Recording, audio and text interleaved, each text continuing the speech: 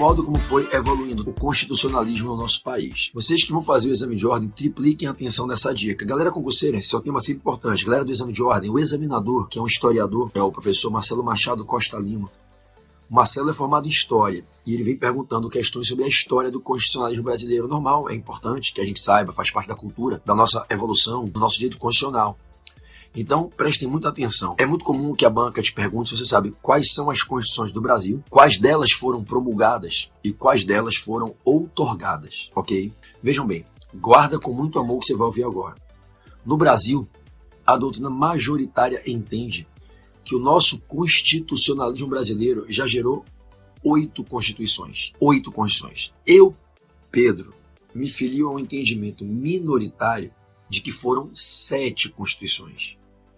Porque eu faço parte de uma corrente de pensadores que entendem que a chamada Constituição de 69 não foi uma Constituição. Foi apenas uma emenda à Constituição de 67. A doutrina majoritária entende que a Constituição de 69 foi uma Constituição autônoma. Correto, Zé Júnior? Correto, Moniquinha Golfinho? Então, a doutrina majoritária lista a Constituição de 69 como sendo uma das constituições construídas pelo exercício de poder constituinte originário no Brasil. E aí, com ela, seriam 8, eu vou mencioná-las, as 8, para que vocês fiquem atentos, para caso isso caia na prova. Bom, vamos lá. Quais foram as 8 constituições do Brasil? A primeira delas foi a Constituição Imperial. Tome nota que ela é conhecida como Constituição Imperial. É a Constituição de 1824. É a nossa primeira Constituição. É a Constituição que é outorgada pelo nosso imperador quando o Brasil se torna independente do Reino de Portugal. A independência veio em 1822, todos sabemos, é um fato histórico, né, que não tem como não saber. E em 1824 é outorgada por Dom Pedro a nossa primeira Constituição. Tome nota que se essa é a primeira, e aquilo que é primeiro só pode ter uma vez, essa foi a única vez em que a gente pôde falar do exercício do poder constituinte originário de primeiro grau. Lembremos-nos que o poder constituinte originário de primeiro grau ocorre quando se cria a primeira Constituição da história daquele Estado, daquele povo. Então, para a prova, você vai lembrar que a Constituição brasileira de 1824 foi a Constituição que consagrou o desfraudamento, a inauguração do nosso constitucionalismo. Boa, Tuca, tá vendo as aulas do coaching exame de ordem, boa. Então a gente fala aqui com a Constituição Imperial de 1824, se exerceu no Brasil o poder constituinte originário de primeiro grau ou fundacional. Boa, Tuquinha. Então, Constituição de 1824, Constituição Imperial, Constituição ditada, outorgada pelo nosso imperador, ela foi a que consagrou o exercício do poder constituinte originário de primeiro grau ou fundacional. Ok? Ok. Com essa Constituição, nós passamos a ter o Brasil com uma forma, né, imperial. O Império Brasileiro. Ok? O Império Brasileiro. É a Constituição do Império Brasileiro. Por isso é chamada de Constituição Imperial ou Constituição da Independência. Ainda que, já frisei, você percebeu, óbvio, ela não veio no mesmo ano da proclamação da independência. Mas ela é conhecida como a Constituição da Independência porque ela é a primeira e ela vem logo após o Brasil se emancipar, ficando independente do Reino de Portugal. Beleza? Essa Constituição, gente, durou quase 70 anos. Ela durou quase 70 anos, ok? A Constituição Imperial durou até 1891, quando ela foi totalmente revogada, substituída pela nossa segunda Constituição, que é a Constituição Republicana.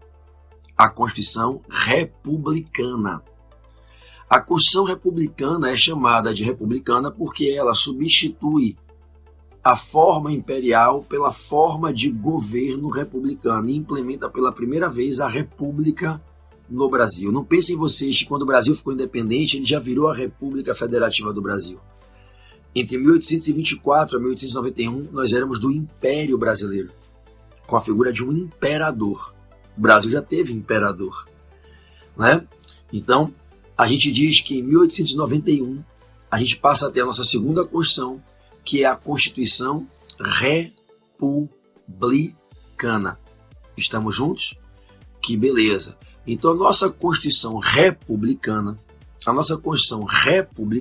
né, ela é apelidada, todo mundo atento, de Constituição Americana ou Americanizada. Constituição Americana ou Americanizada, já que ela é inspirada no modelo da Constituição dos Estados Unidos. Tanto que, se vocês pegarem e tiverem a curiosidade de irem pesquisar a Constituição de 1891, vocês verão que no texto dela, nós, o povo brasileiro, chamamos o Brasil de Estados Unidos do Brasil. Tamanha foi a inspiração na Constituição dos Estados Unidos da América. Então a nossa segunda Constituição é a Constituição que implementa a República no nosso país. E desde lá a gente caminha com a forma de governo republicana. Então a Constituição de 1891, que implementa a forma republicana para o governo brasileiro, é conhecida como Constituição Americana ou Americanizada pela influência que ela recebe da estrutura da Constituição dos Estados Unidos da América, ao ponto de, no texto da nossa Constituição, a gente falar de Constituição dos Estados Unidos do Brasil. Ela é uma Constituição promulgada, e nisso a gente faz uma contraposição à Constituição Imperial, que foi outorgada. A Constituição Imperial foi outorgada. A Constituição Republicana foi promulgada. Ela é construída democraticamente, popularmente, com a participação do povo. Então você vai levar que a Constituição Republicana é a Constituição que introduz a forma republicana de governo, é a Constituição inspirada no modelo da Constituição Americana e ela é uma Constituição promulgada. Quando nós no Brasil fizemos a Constituição de 1891, o que nós tivemos foi o exercício, pela primeira vez, do poder constituinte originário de segundo grau. Lembrem das aulas lá do coaching exame de ordem, que o poder constituinte originário se subdivide em de primeiro grau e de segundo grau. O poder constituinte originário de primeiro grau é chamado de fundacional, ao passo que o poder constituinte originário de segundo grau é chamado de pós-fundacional. Perfeito, Mônica. A galera do céu tá voando baixo. Vocês vão passar com mais de 50 pontos na prova, cara. Vejam, a gente teve duas constituições no século XIX. O constitucionalismo brasileiro, ele se construiu ao longo de 2 séculos diferentes. Duas constituições no século XIX. A Constituição Imperial de 1824, valeu, Deise, e a Constituição Republicana de 1891. O poder constituinte originário se exerceu 2 vezes no século XIX dentro do constitucionalismo brasileiro. Na Constituição Imperial de 1824, a gente fala de poder constituinte originário de primeiro grau. E na Constituição Republicana promulgada de 1891, a gente fala de poder constituinte originário de segundo grau. Tudo bem? Estão aprendendo? Eu estou repetindo pausadamente para vocês possam aprender. Nós tivemos, então, no primeiro século do constitucionalismo brasileiro, uma Constituição outorgada e uma Constituição promulgada. Tá claro para todos? Uma Constituição outorgada, vamos lá, Lari, Mitila, e uma Constituição promulgada. Vamos lá, Nilton. Aí a gente entra no século XX. E nós esperamos mais de 3 décadas para que surja uma nova Constituição no Brasil. Ok?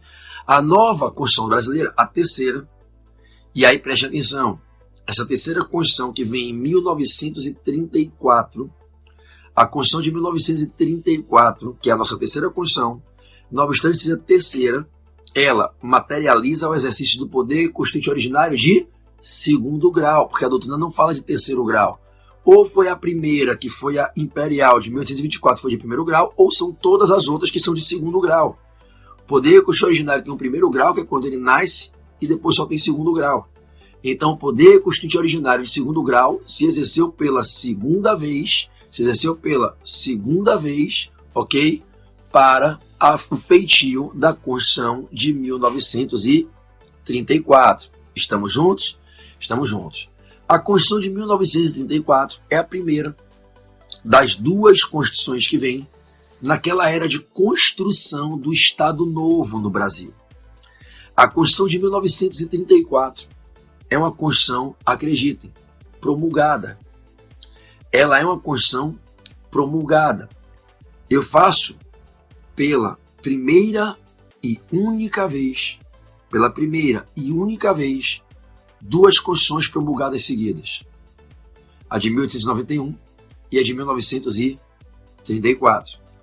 A Constituição promulgada de 1934, ela é inspirada no modelo de Constituição alemão. A grande característica da Constituição promulgada de 1934, a primeira das duas da era do Estado Novo, é que ela implementa no Brasil pela primeira vez a ideia de Estado Social. A Constituição de Weimar, ou Weimar, né? A Constituição, eu peço até perdão, eu sempre fico na dúvida da pronúncia em alemão, se é Weimar, se é Weimar, né? Eu fico sempre na dúvida. E a Constituição eu vou falar de acordo com a literalidade, Weimar, né? A fonética adequada à literalidade, eu sempre fico, eu já perguntei, já me responderam isso, a menina que falava alemão, e eu me esqueci. Eu vou pedir vênia, se eu falar errado, vocês me desculpem, tá? Eu vou falar Weimar pela forma como se escreve. É Weimar? Né? É Weimar? Então, tudo bem. Então, a Constituição de Weimar, né? Muito obrigado. A Constituição de Weimar é a nossa Weimar mesmo? Ih, rapaz, fodeu. Já tá divergindo aí. Tudo bem, vocês estão entendendo de qual Constituição eu tô falando, né? Isso é importante acertar. Gostei, valeu. Boa, Carolzita. Boa, Zé. Rê, bom te ver aqui. Então, a Constituição de 1934, tá? A Constituição... Ah, verdade, Luiz, tá certo. O El tem som de A, então é Weimar mesmo, está certo, certíssimo, verdade, né? Então, vamos lá. A Constituição de Weimar, tá? E aqui transitou julgado, é Weimar e acabou. Que é a Constituição de 1934, preste atenção, algumas características importantes para a prova. Ela é a primeira Constituição do Estado Novo, tá? Ela é a primeira Constituição do Estado Novo. Ela é a primeira Constituição que é feita na era da segunda dimensão dos direitos humanos, né? A segunda dimensão dos direitos humanos. Na verdade, eu até posso dizer que a Constituição de 1891 já veio na era da segunda dimensão, né? Que a segunda dimensão dos direitos humanos vem de 1850, né? Até 1920. Mas, concluída a segunda dimensão, ela é a primeira Constituição feita para implementar os ideais de Estado Social. Porque a Constituição de 1891, ela não implementou os ideais do Estado Social. Ela foi muito tímida na persecução da tutela dos direitos sociais. E é com a Constituição de Weimar, de 1934, de inspiração alemã, Constituição promulgada, que a gente começa a delinear no nosso constitucionalismo a introdução de normas constitucionais reconhecedoras e protetoras de direitos sociais.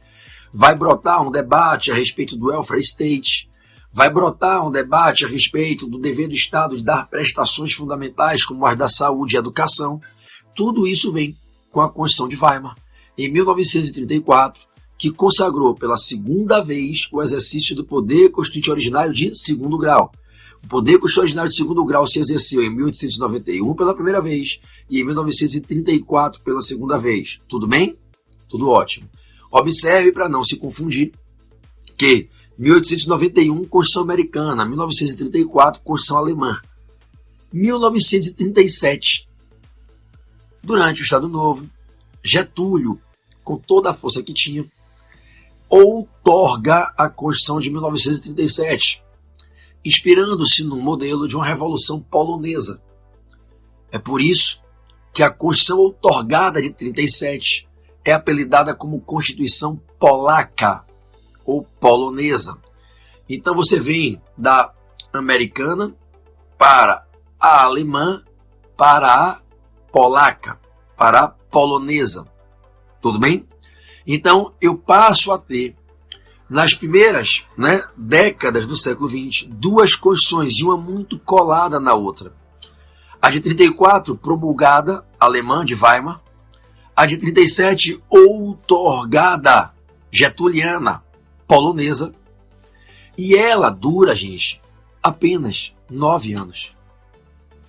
Com a queda do Estado Novo em 1945, e o suicídio de Getúlio, vem uma Constituição promulgada, que é a Constituição de 1946. A Constituição de 1946 é a Constituição promulgada após a queda do Estado Novo e a morte de Getúlio Vargas, o suicídio de Getúlio. Então, a Constituição de 46, que é a Constituição Constituição otorgada em 37, ela é promulgada. Observe que a gente vai dizer que a de 1934 é promulgada, a polaca, a alemã. A de 37 é otorgada, a polonesa. A de 46 é promulgada. Tudo bem? Bom, a Constituição de 46 teve uma vida de quase 20 anos. Quase 2 décadas. Quando então, com o golpe militar, ela durou 2 décadas, durou 21 anos. Com o golpe militar de 64, né, conduzido pelo pontífice, pelo artífice Castelo Branco, com o golpe militar de 64, a Constituição de 46, promulgada, popular, perdeu força normativa, perdeu diálogo com a sociedade diante do regime ditatorial implementado pelo militarismo.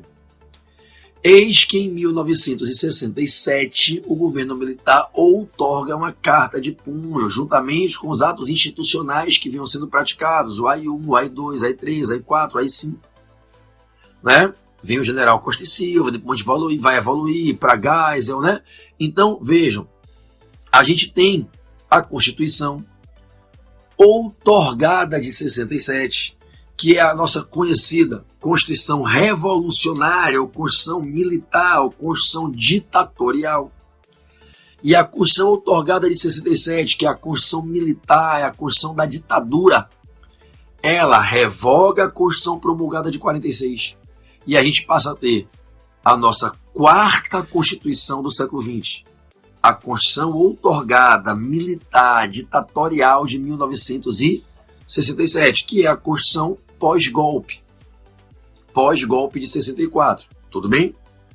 Bom, em 67, essa Constituição foi feita de uma maneira muito arbitrária, com muitos erros, com muita pressa, e foi necessário, em 1969, readaptá-la muito fortemente. Daí que se fez uma grande emenda a essa Constituição, que mudou muito fortemente ela, que foi a Emenda Constitucional 1 de 69. Prestem muita atenção. O que eu vou lhe falar agora é minoritário. É minoritário, e eu fico posicionado com essa corrente minoritária por toda a história que eu já estudei a fundo. É minoritário o entendimento que em 1969 não se tem uma nova Constituição. É minoritário. A doutrina majoritária não pensa isso.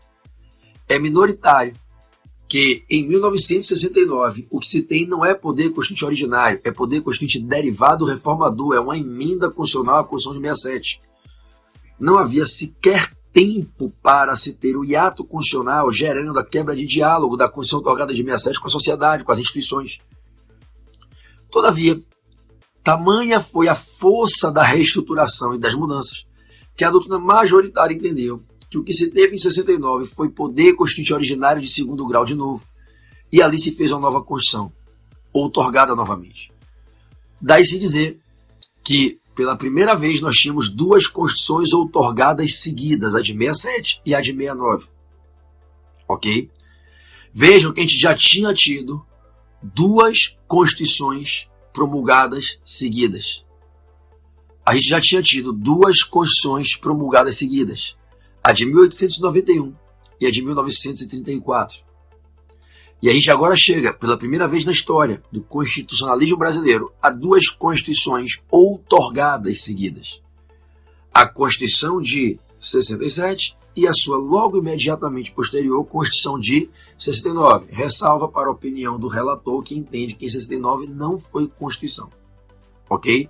Para a prova, você leva que foi uma Constituição. Tudo bem?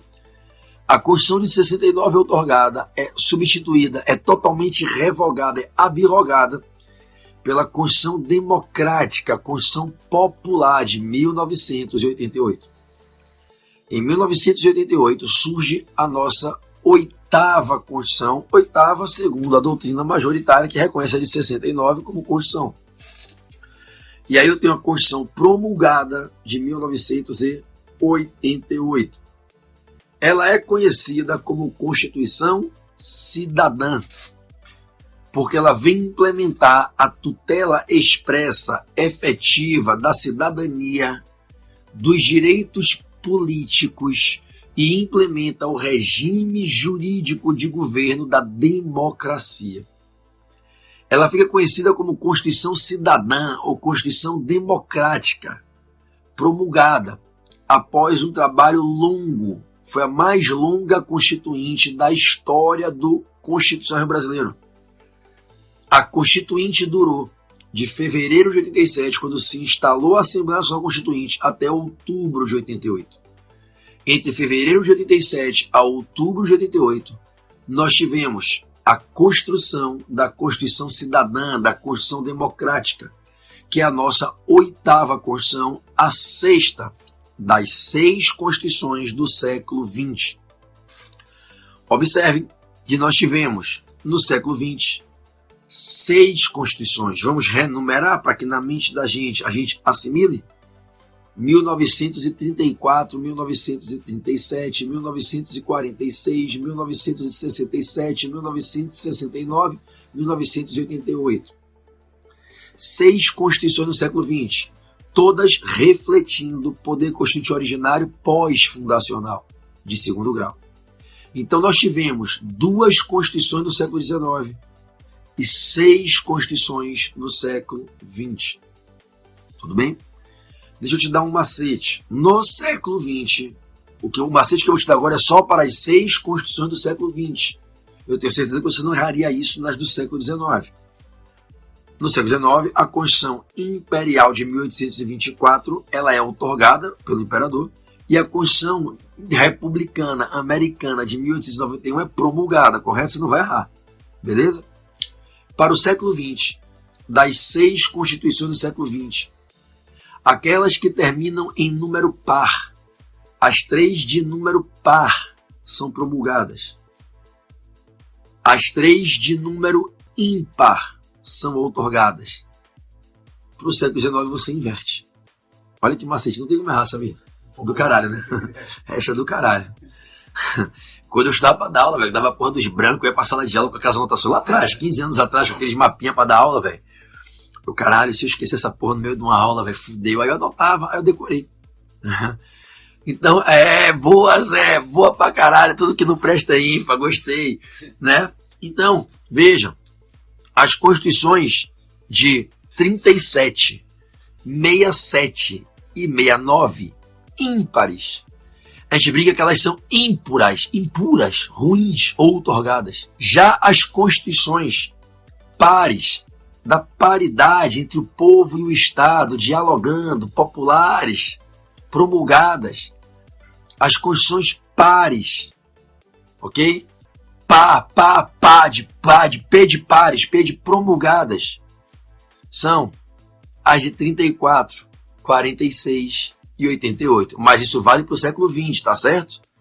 P de par, P de promulgada. I de ímpar, I de impura. Ímpar, ímpura. Entenderam, meus amados? Então, e no século XIX, bebê? Aí você inverte. A Constituição ímpar, 1891, foi promulgada, e a Constituição par, 1824, foi outorgada. Nunca mais você vai errar isso aí em prova, concorda? Assim fica fácil, né? Não é não, Kleber? Show de bola, mano. Aí ficou mamão com açúcar. Fechou, Pompeu? Valeu, mano. Obrigado, mestre dos magos. Valeu. A evolução do constitucionalismo brasileiro. Quais são as promulgadas? Quais são as outorgadas? Quem foi a Constituição Imperial? Quem foi a Constituição Republicana Americana? Quais foram as Constituições do Estado Novo? A alemã e a polonesa. Quem foi a Constituição pós-Estado Novo? Pós-Getuliana. Quais foram as constituições militares da ditadura? Quem é a Constituição Cidadã Democrática? Eu acho que agora você aprende e leva para a sua prova esse ensinamento. Bom, vou mudar o tema. Vou para o próximo tema. Eu acho que a pergunta que eu vou fazer, eu só vou ouvir não. Mas quem for para dizer não, fica calado. Vamos lá? Vamos para a segunda dica de constitucional? Vocês querem constitucional? Vocês querem dormir ou vocês querem constitucional? A dica é efeitos das decisões. Efeito das decisões no julgamento de ADI, ADC, efeitos das decisões no julgamento de ADI e ADC no controle abstrato de constitucionalidade. Valeu, Paulinha, muito bom te ver, Paulinha linda. Então vamos lá? Os efeitos das decisões em sede de ADI e ADC no controle abstrato de constitucionalidade. Tudo bem? Então vamos lá, galera, vamos lá. Mais de 1000 pessoas acordadas, vamos nessa, porra, vamos lá. Gente, a gente tem basicamente 2 perfis de decisões, ok? E é para esses 2 perfis de decisões que eu quero conversar com vocês, mostrando os efeitos, para vocês não errarem na prova. A gente vai inverter algumas coisas aqui, tá?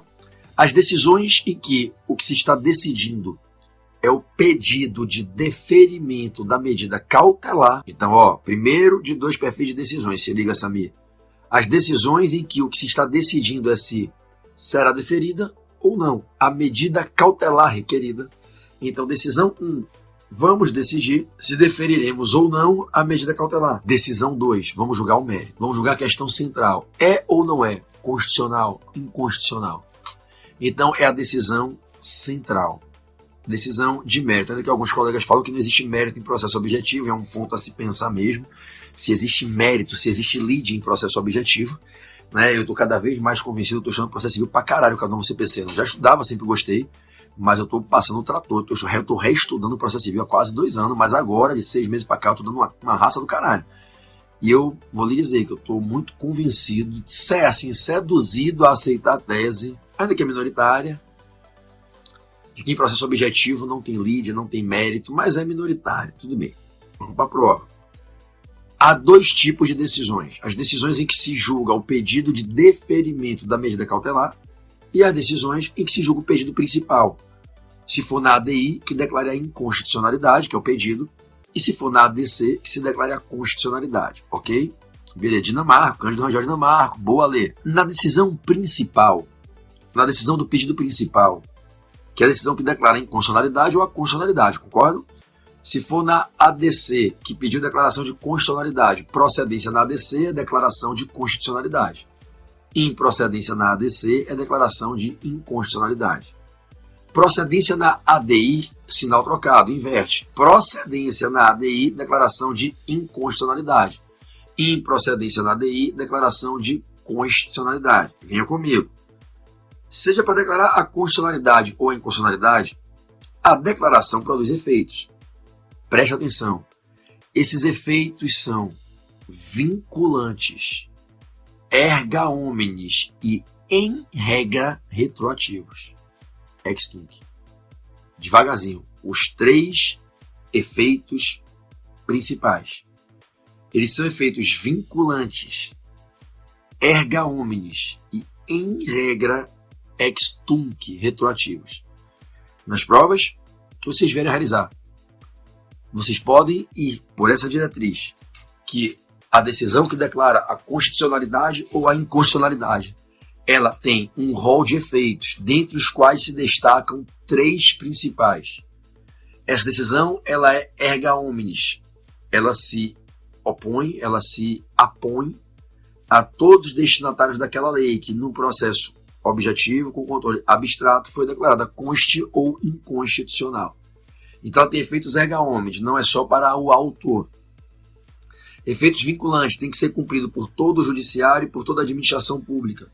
Então o Poder Executivo e o Poder Judiciário ficam vinculados a esses efeitos. E ainda tem o efeito ex tunc, o qual pode ser relativizado nas declarações de inconstitucionalidade pelo Instituto da Modulação de Efeitos, da modulação temporal.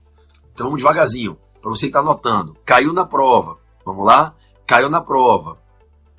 Decisão que declara a consti ou a inconstitucionalidade. Decisão do pedido principal, que seria a decisão de mérito, ok? Ela tem efeitos vinculantes, porque ela obriga todo o judiciário, bem como o executivo, a respeitá-la. Ela tem efeitos erga omnes, porque ela não se restringe a quem ajuizou a ação, ela se impõe a todos os homens e mulheres, todas as pessoas que seriam destinatárias da lei que se julgou e se declarou consti ou inconstitucional, então erga omnes. E ela tem efeitos em regra retroativos, o que significa dizer que a declaração de constitucionalidade ou de inconstitucionalidade tem efeitos em regra retroativos. Quando eu declaro uma lei constitucional no julgamento da ADC, dando procedência na ADC ou na improcedência da ADI, se eu declaro constitucional, a lei já era constitucional desde quando ela foi feita. Ela não se torna constitucional com o seu feitio, ela já era constitucional desde o início. Por isso se diz que a declaração de constitucionalidade opera efeito retroativo, até o dia em que a lei foi feita, ab origine, ab initio, do início, da origem, de quando a lei foi publicada. Então eu digo que é constitucional desde lá de o início. Agora, e quando declara a inconstitucionalidade? A lei não vira inconstitucional a partir da declaração. Se está grande Alex Guilherme, aqui, Samir Alex, vem cá dar um abraço para Alex aqui. Quais são os efeitos da decisão que julga o pedido principal?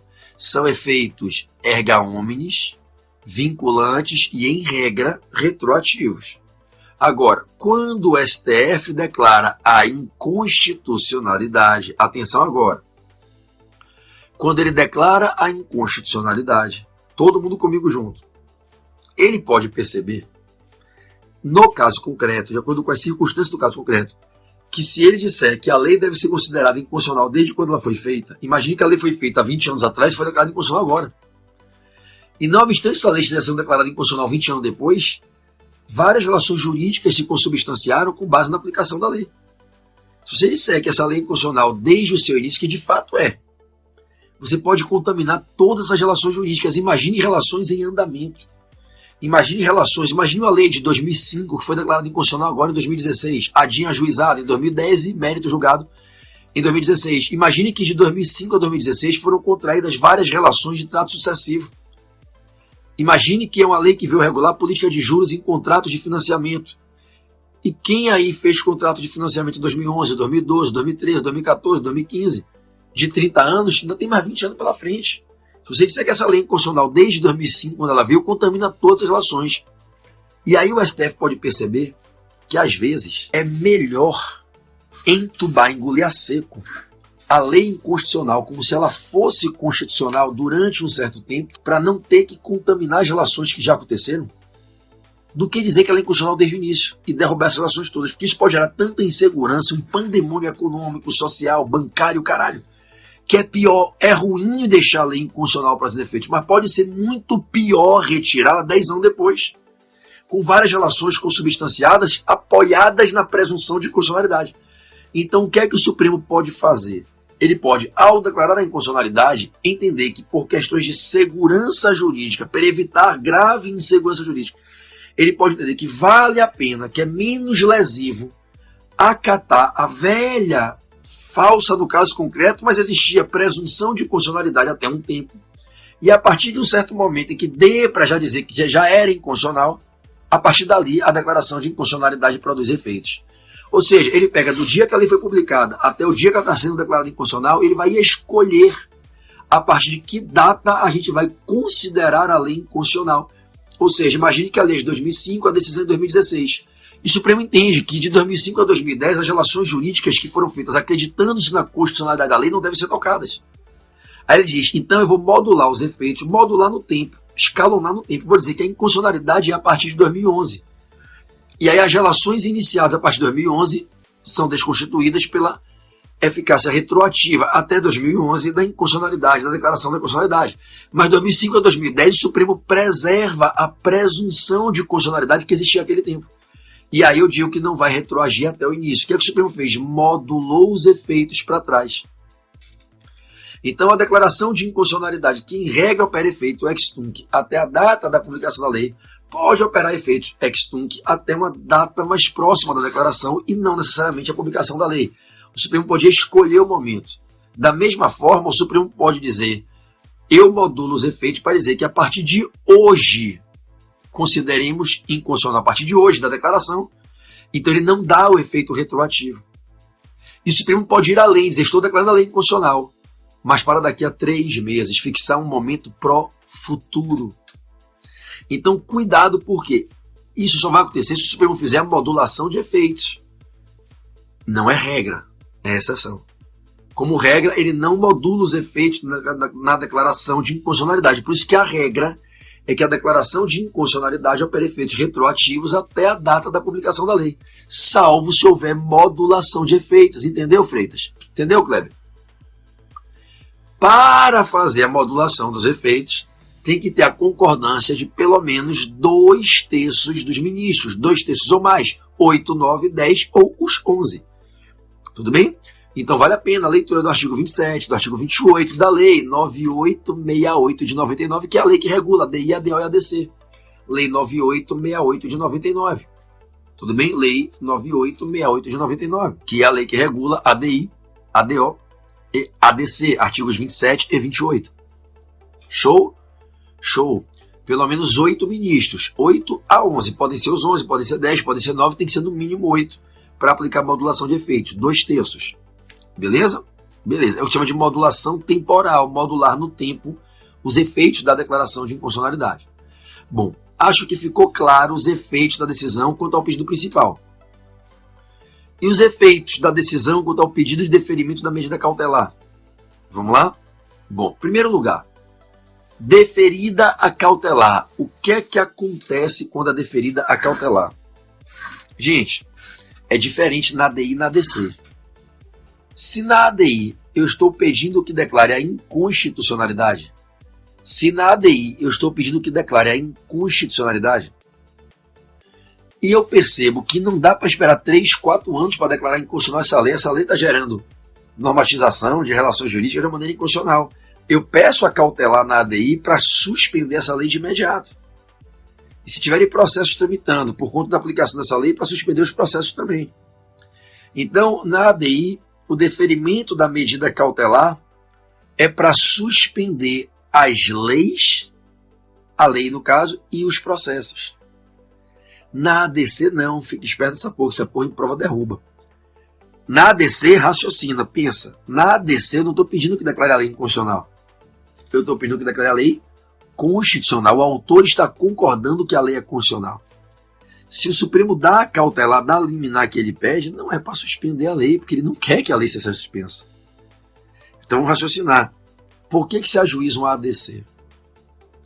Uma lei foi aprovada, essa lei tem presunção de constitucionalidade, como toda lei quando nasce tem, só que em alguns tribunais do país estão dizendo que a lei é inconstitucional. Só que suponha que ela não seja. Então imagine que é uma lei federal que veio dar uma isenção de imposto de renda e está favorecendo várias pessoas. Daí a Receita Federal entendeu que essa lei é inconstitucional, a União foi impugnar essa lei, entendendo que é inconstitucional. Aí tem TRF de uma determinada região dizendo que é inconstitucional, TRF de outra dizendo que é constitucional, TRF de outra região dizendo que é inconstitucional, TRF de outra dizendo que é constitucional. Eu passo a ter uma controvérsia no judiciário, decisões judiciais colidentes, conflitantes, que já estão acarretando grave insegurança jurídica. E aí, cumpre ou não cumpre a isenção? O cara paga ou não paga imposto na mês que vem? Olha a merda. Olha a insegurança. Então, diante dessa controvérsia judicial sobre a constitucionalidade ou inconstitucionalidade da lei, um dos legitimados a propor a DI, a DO, a ADC, a ADC, a ADC e a DPF ajuizou uma ADC e disse: Supremo, acabe com a controvérsia. Declare a constitucionalidade da lei.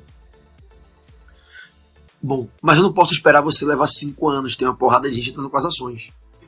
Então, me conceda a medida cautelar nessa ação declaratória de constitucionalidade. Declare a constitucionalidade liminarmente. E aí o Supremo pode deferir a cautelar. Se ele deferir a cautelar, não é para suspender a lei, porque na ADC se pediu ao Supremo que considerasse a lei válida. Por que ele vai suspender? Entendem, meus amados? Por isso que a gente diz que a medida cautelar na ADC é para suspender os processos nos quais se está equivocadamente declarando a inconstitucionalidade de uma lei que é constitucional.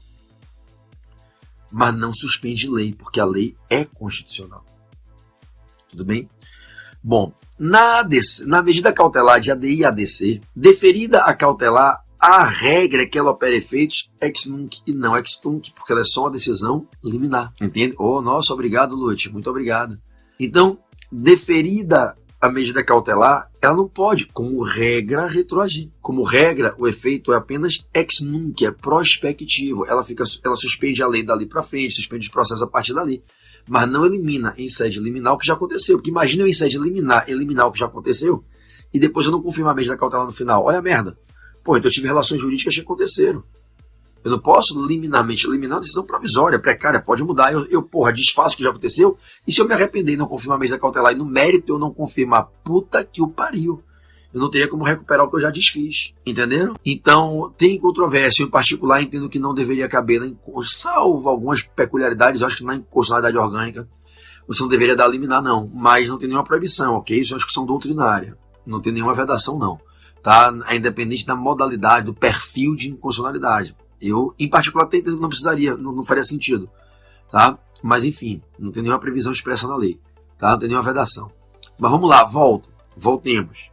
Então, a gente diz que na liminar, a regra é que a decisão, ela produz efeitos ex nunc. Vocês entenderam por quê? Porque não faz sentido eu retroagir para derrubar as relações que aconteceram numa liminar que é provisória. Porque depois se a liminar cair, fudeu. Eu já derrubei as relações. Como é que eu recupero essas relações? Olha que instabilidade que geraria. Então, por isso que é o contrário da decisão principal. Na decisão principal, a regra é o efeito ex nunc, podendo o Supremo modular na inconstitucionalidade. E na liminar e na medida cautelar, a regra é o efeito ex nunc, podendo o Supremo se entender que é imprescindível mandar retroagir. Então, o que é uma regra para a decisão principal é o contrário para a cautelar. Então, na cautelar, a decisão produz efeitos ex nunc, como regra, podendo todavia retroagir se o STF, no caso concreto, entender que é necessário, imprescindível, as relações que se consumaram foram muito ruins, foram muito lesivas ao ordenamento, aí a cautelar pode retroagir. Tá claro? Bom, em ambos os casos, decisão principal e decisão cautelar, os efeitos são erga omnes, e são vinculantes. Tudo bem? Vincula o poder executivo e o poder judiciário e se erguem a todos os homens. Estamos juntos? Estamos juntos, Melzinha? Vamos lá? Bom, o terceiro ponto complementa o segundo. Anote aí. Quórums para as decisões. Quórums para você, todo mundo atento, hein? Para você abrir a sessão de julgamento, você tem que ter 2/3 ou mais dos ministros tem que estar presente na sessão para abrir a live. Tá vendo que a cabeça para abrir a sessão de julgamentos, tá? Então, para que possa, abriu a sessão com 2/3 para julgar, tem que ter maioria absoluta. E basta maioria absoluta. Vamos entender isso para não errar na prova. Abriu a sessão com 8 dos 11 ministros, ok? Abriu a sessão com 8, eu vou procurar esses áudios e eu compartilho. Abriu a sessão com 8 dos 11 ministros, beleza? Se só tiverem 7 ministros, não abre a sessão. Então, para abrir a sessão de julgamento, seja para julgar o pedido de cautelar, seja para julgar o pedido principal, tem que ter 8 sentados no plenário do Supremo. 8 de 11 são 2/3. Então, só pode abrir a sessão com 8, 9, 10 ou com os 11 presentes. Se só tiverem 7, não pode abrir sessão. Aberta a sessão com pelo menos 8, ou a sessão vai ter 8, ou 9, ou 10, ou 11 presentes, correto? Não tem sessão com menos de 8. Para julgar, bastam 6 decidindo ou pela conste ou pela inconste, porque se de 11 eu tenho 6, não tem como o que sobrou ser maior. 6 é inquestionável, é mais da metade, é maioria absoluta. É o primeiro número inteiro acima da metade. A metade de 11 é 5,5. O primeiro número inteiro acima da metade é 6. Ok? Número inteiros. 1, 2, 3, 4, 5, 6. Então, 2/3 para abrir sessão, maioria absoluta para julgar. Qual é a pegadinha nessa porra aí? Qual é a pegadinha? Tem que ficar esperto pra caralho. Tem um caso que o relator pode julgar sozinho, de punho. Só tem um caso. Que não precisa da maioria absoluta. É quando no recesso o relator vai julgar o pedido de deferimento da medida cautelar. O relator, julgando o pedido de deferimento da medida cautelar no recesso, não tem como mandar plenário, tá em recesso, a galera tá de férias, entenderam? E aí, pedido de cautelar para suspender uma lei na ADI. Pedido de cautelar para suspender os processos na ADC. E aí, como é que fica? Ele defere.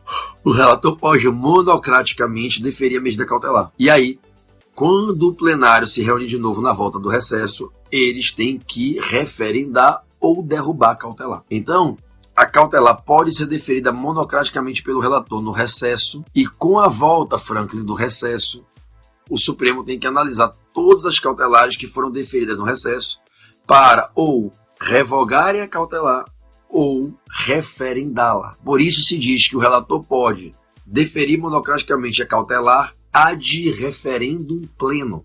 Ad referendum do pleno. Ok? Salvo esse caso de deferimento monocrático de cautelar no recesso, as decisões têm que ser por maioria absoluta. Estamos juntos? Não custa lembrar que a medida cautelar na ADC é a única para a qual a lei estipula prazo de validade. Não é nem de validade, é de eficácia, prazo de eficácia. A lei 9868 de 99 determina que a medida cautelar na ADC só produzirá efeitos por 180 dias e depois ela perde eficácia. Isso só existe na ADC, vocês estão entendendo? Vamos lá. Na volta do recesso, o STF referenda ou o quê? Ou cancela, revoga. Ou referenda, que é manter, ou revoga a cautelar. Por isso que eles ficam falando mal de mim. Estavam um babaquinha falando mal de mim hoje na live, que eu fiquei sabendo, fiquei puto, me mandaram a porra da printagem, eu fiquei, caralho, que filho da puta, cara. Mas por quê? Estuda. Vem estudar constitucional, porra. Vem estudar tributário, vem estudar DM, vem estudar processo civil, porra. Acreditem em vocês. Não deixa que ninguém bota o dedo na tua cara. Não deixa que nada dessa vida lhe demova do seu objetivo. Acredite que vocês conseguem. Eu tô aqui pra dizer, vocês conseguem, cara. 23 dias de atitude. 23 dias de raça. Vocês conseguem sim. A única coisa que você precisa é sair da inércia e realmente botar pra fuder. Seja foda. Seja foda 23 dias seguidos. Seja foda. E quem fez tributário e constitucional, vem comigo que eu ajudo vocês a pegar a carteirinha na segunda. Seja foda nesses 23 dias. Faça o que só você pode fazer por você. Eu não posso passar por dentro desse celular e fazer você estudar. Eu não posso fazer você poder assistir aula. É você quem tem que fazer. Seja foda. E você é capaz de ser uma pessoa fodástica, porra. O pica das galáxias. Você só depende de você. Se inspire, meu irmão. Transpire. Entre que nem um reator aceso em sua casa, bote seu peito para virar uma ogiva nuclear e atropele as aulas, atropele os livros, faça exercício, faça os simulados e bote para fudererê que a gente vai se ver na segunda fase. Fiquem com Deus, muito obrigado por tudo, que Jesus vos abençoe fartamente. Foi um prazer enorme estar aqui hoje com vocês.